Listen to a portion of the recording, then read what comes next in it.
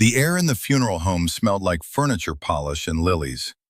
Artificial light pooled across dark carpet, casting everything in that soft, careful glow meant to cushion grief. I stood near the back wall, hands folded, watching relatives I barely knew offer condolences to a woman who'd stopped seeing me years ago. The receiving line moved like a slow river. Then my stepson Marcus turned from his mother, spotted me, and walked over with that particular stride, the one that said he'd been waiting for this moment. "You know you don't belong here," he said, not quietly. "My father's funeral, his family, what exactly did you contribute to any of this?" People nearby went silent, that hollow, airless silence that precedes humiliation. "You were just there," Marcus continued, voice rising, "collecting a check. Worthless. That's the word, isn't it? Worthless." I didn't shout. I didn't defend myself. My throat went tight, but my hands stayed steady at my sides. I simply looked at him, this 32-year-old man who decided grief was the time to settle accounts, and nodded once. "Okay," I said. He blinked. He'd expected something else. I turned and walked toward the door. Behind me, I heard murmurs, the rustle of programs, someone clearing their throat. I didn't look back. They had no idea what they'd set in motion. Marcus had no idea what his father had told me 3 months before the cancer took him. But they would. "My name is David Brennan. I'm 51 years old. For the past 14 years, I worked as a compliance officer for a mid-sized manufacturing firm. The kind of job no one asks about at parties because it doesn't make for good stories. I verify permits.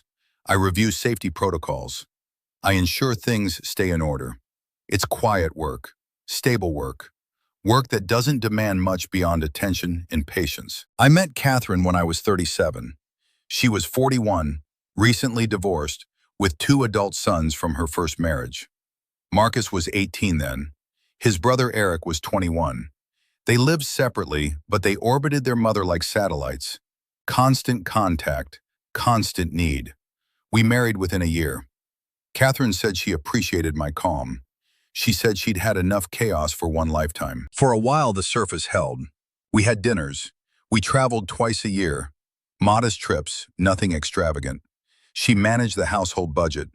I contributed my income without question. But somewhere in year 3 or 4, I started noticing the small dismissals. She'd interrupt me mid-sentence to answer Marcus's call. She'd sign us up for family gatherings without asking if I was available. When I suggested we set aside savings for retirement, she'd smile and say, "We'll get to it," then funnel another few thousand to Marcus for a down payment, or Eric for business capital that never materialized. I let it go. I let a lot go. I told myself marriage required flexibility, but flexibility, I learned, can become indistinguishability. And when you erase yourself in small increments, people stop noticing you were ever there. The confrontation happened 3 weeks after Catherine's husband, her second husband, Richard, passed away. Richard had been a good man, steady, successful. He'd built a regional logistics company from nothing, sold it 2 years before his diagnosis, and lived his last months in something close to peace. I'd known him peripherally through Catherine. We'd had dinner together perhaps a dozen times. He'd always treated me with a quiet respect I didn't get from her sons. Catherine called me 2 days before the funeral. Her voice had that tight, transactional quality it took on when she needed something. "Richard's attorney wants to meet with the family," she said. "You should be there." "I'm not family, Catherine." "David, please, just come." I drove to the law office on a Thursday afternoon. The conference room was all glass and polished wood. Catherine sat at the head of the table. Marcus and Eric flanked her. The attorney, a woman named Miss Kelton, sat across from them with a leather portfolio and reading glasses perched on her nose. I took a seat near the door. Miss Kelton opened the portfolio and began reading the procedural language. Assets, distributions, contingencies. I wasn't paying full attention until she said my name.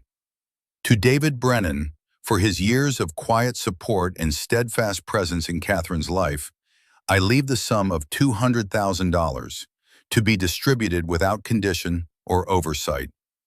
The room went still. Catherine's face lost color. Marcus's jaw tightened. "What?" Marcus said. Miss Kelton continued without looking up.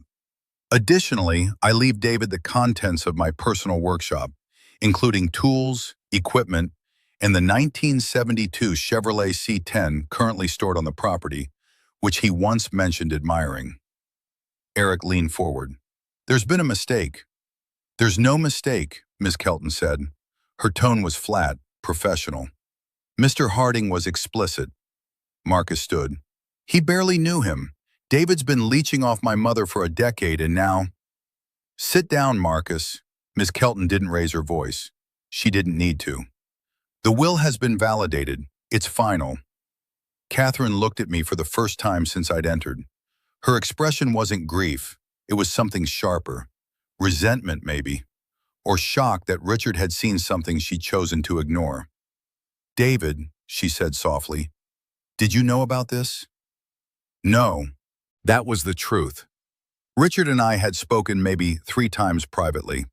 He'd asked me once, over coffee, why I stayed. I'd told him I believed in commitment. He'd nodded and said, "Commitment to what?" I hadn't had an answer then.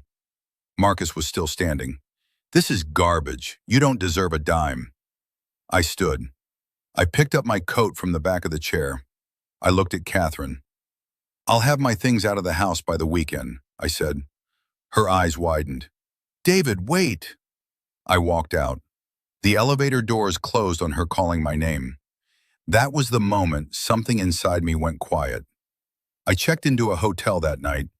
Not the house. I couldn't go back there, not yet.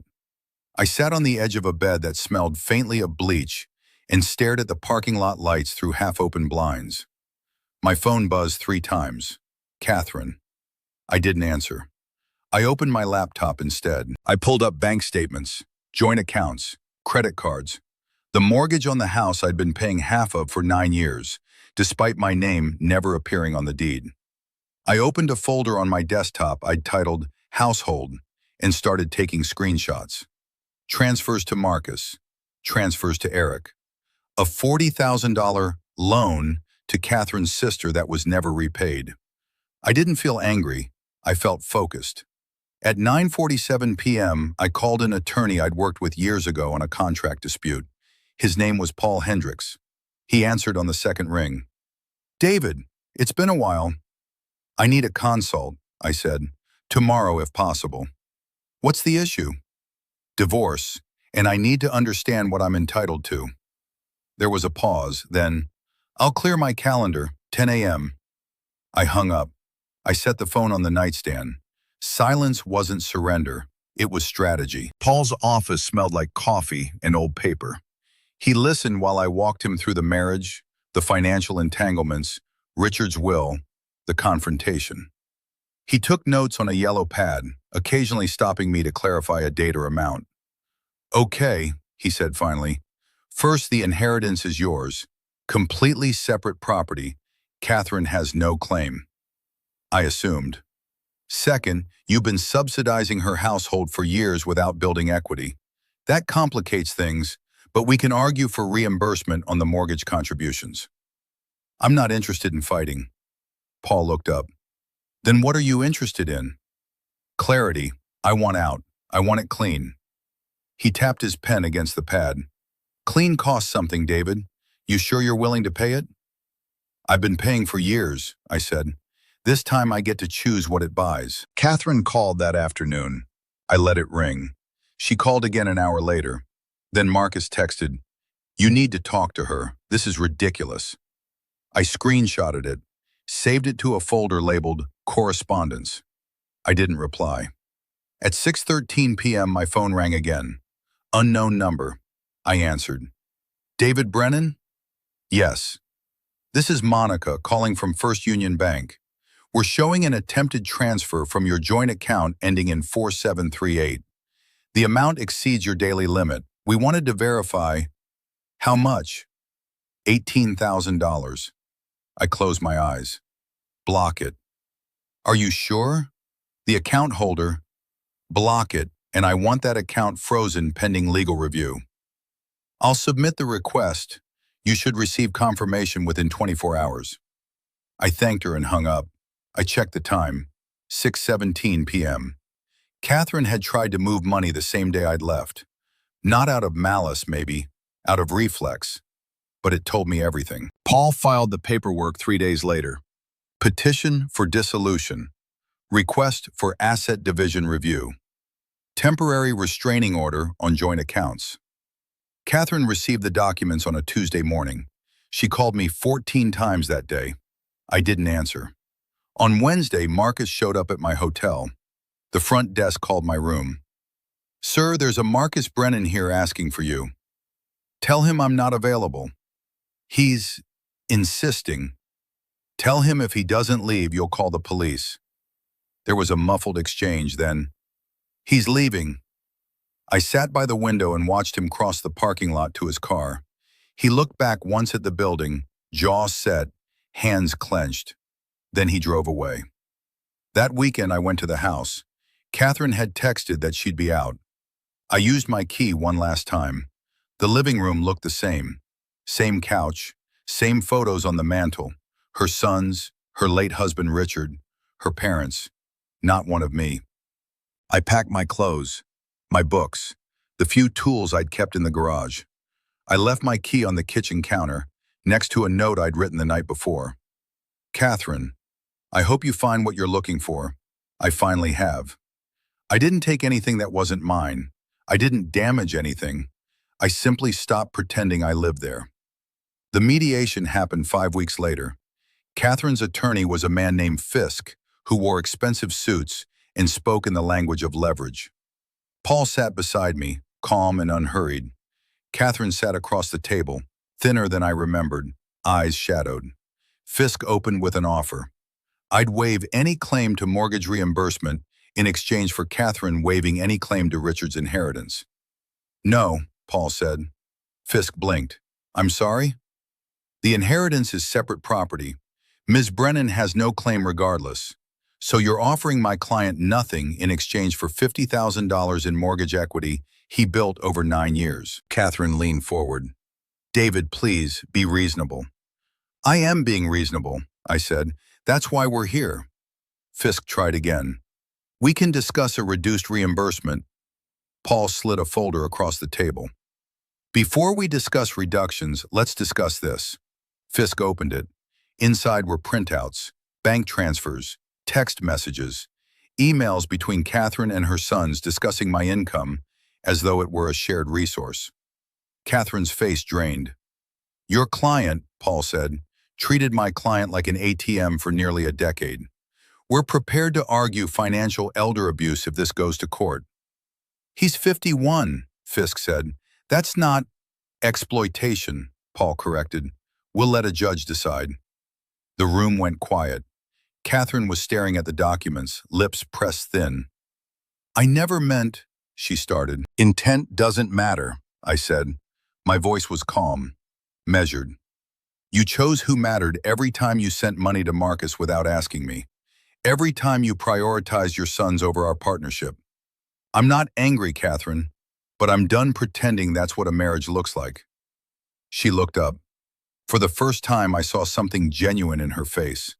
Not defensiveness, hurt maybe, or regret. "I didn't know you felt that way," she said quietly. "I told you, you didn't listen." Fisk cleared his throat. "What are you asking for?" Paul laid it out. 60,000 in mortgage reimbursement, division of remaining joint assets, clean break, no alimony on either side. "That's more than fair," Catherine's attorney said finally. She nodded. "Okay." We signed. We shook hands.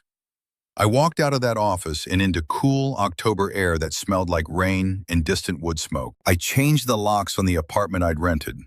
I deleted Catherine's contact from my phone. I didn't block her. I just removed her.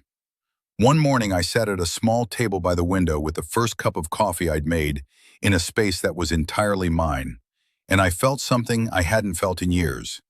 Unburdened. The inheritance sat in an account I didn't touch. Richard's truck was in a storage unit I visited once. I ran my hand along the faded blue paint and wondered what he'd seen in me that I'd struggled to see in myself. Silence isn't surrender. Sometimes it's preparation. Sometimes it's knowing the difference between a battle worth fighting and a life worth reclaiming. I didn't feel triumphant. I felt steady. If you had been in my place, would you have fought harder or would you have walked away sooner? Tell me in the comments where you're listening from. Your presence means more than you know. If stories like this matter to you, subscribe. Let's keep walking this road together.